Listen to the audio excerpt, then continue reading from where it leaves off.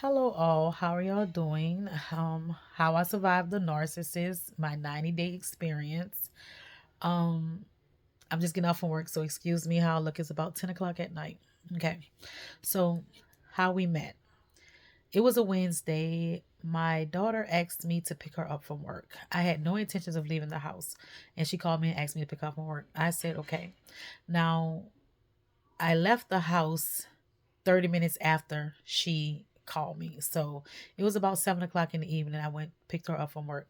Now, if y'all know, y'all know, I left the house with house slippers on. And anybody who know me know I hate leaving the house with house slippers on. But I had no intentions of getting out my vehicle.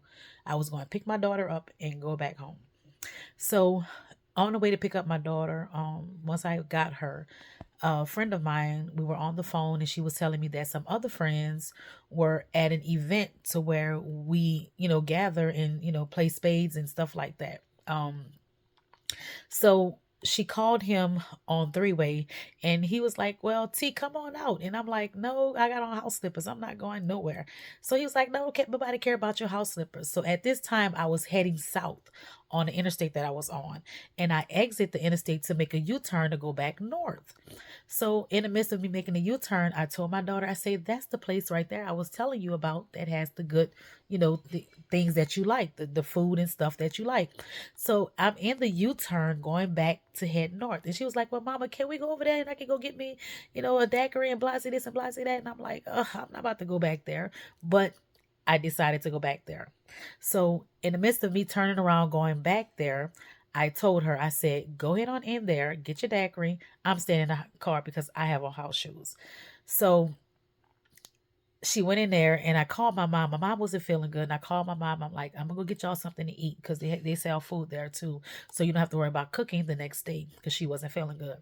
So I'm in there and I ordered the food. And when I ordered the food, I paid for the food, but they didn't send my ticket to the back to get my food.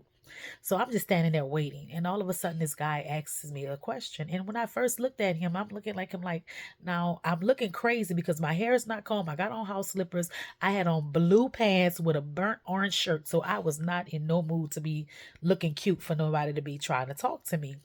So I first looked at him and he had some kind of white stuff in his mouth and it kind of deterred me. So I answered the question and I turned around. And then he must have saw me looking in his mouth because he asked me another question. The question he asked me was the first question that he used to bait me in. I'm going to tell y'all that question on the next part.